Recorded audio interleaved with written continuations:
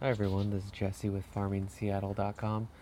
Haven't done a video in quite a while because it's winter time and everything is dark and cold and whatnot. But I did happen to get an order of compost worms, and so I wanted to start a whole new bin inside in a 5-gallon bucket and see if I can make it so it doesn't stink and that these guys, A, don't escape. I don't know what they're doing. And so I kind of just started off with some paper. I had some old applesauce and cinnamon. Hopefully the cinnamon doesn't kill them. And basically I took that and I made it damp a little bit. They kind of come in a, I don't know, almost like a, I think it's coconut something or other. I just ordered these from Uncle Jim's online. And I have some random stuff in there. Paper, bananas, some apples. Oh, bring in an apple core right there and put that in there. But when I put in all that stuff, I just made sure it was, a little moist because they were kind of dry. And what I'm planning on doing is filling this bucket up with a bunch of leaves that I have out back. Let's go do that. So basically I have a giant bucket. Half of it's covered in leaves. And these are just maple leaves that are outside. And I'll cover that up and get them a nice big bed of stuff. Because I've seen over the summer that if you have compost worms in your garden, they will live in the top layer. And probably they love leaves. So that's what's going on today. It's almost Christmas time. I got a few projects that I'll be thinking of doing this summer. One's going to be aquaponics in a kind of a 4x4 rubber pond liner. And because I heard some cool stuff about propagating plants using that. Not really using the propagation bed over there as much. But it might depend on what kind of plants you can actually propagate, because my understanding was that plants need to have leaves, and those are misted every so often, so that way they can actually produce roots. But yeah, I'm not sure. I'll have to test that out. Haven't really done a whole lot of planning or anything. Haven't purchased any seeds. I'll do another, well, I'll probably go into the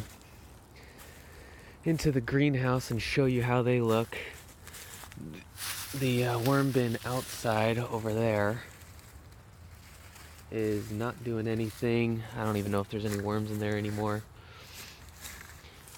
And let's finish this guy right here. So a nice bucket full of leaf litter. All this stuff. And basically when I feed them, I'll just move this to the side and try to put that on the top layer. I have 2,000 worms in here. And as long as I don't keep it too dirty, I think I should be good. So let's go in the greenhouse. Had some windstorms. So my air pots flew everywhere. And we had to move the greenhouse over a bit because I think it was putting too much water in that corner. Hopefully there's no living animals in here. So everything's cold and I'm just kind of watering it every once in a while. And I think the water's still wet, so I don't need to water them yet. But I mean, some growth. It's December. You have new growth on some stuff. Blackberries. I'm definitely going to use these or make some more root bags this year because they just work so much better growing wise. Growing them in a tub like this. Here's some rosemary. Yeah, the goji berries, not looking too happy, but hopefully they come back. And it's just much easier than, well, pots are easier, but they dry out too fast.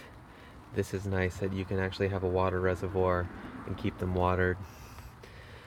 But I probably got like 40 hydrangeas, 20 or so blackberries I need to plant out this year, and probably move some stuff, move blueberry bush around. I got a, let's see here, I think this is a marionberry. It only has a couple, if you can see that right there. It only has a couple thorns on it, and it grows really low to the ground, but the berries are really soft and really good.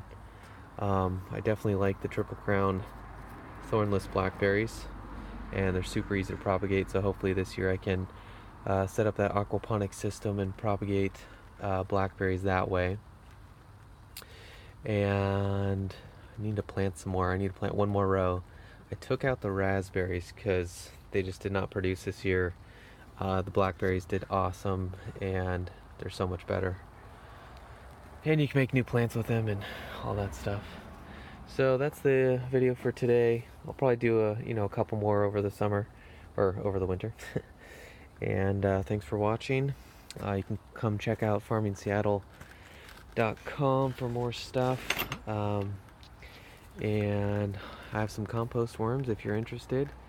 Check it out, and talk to you later.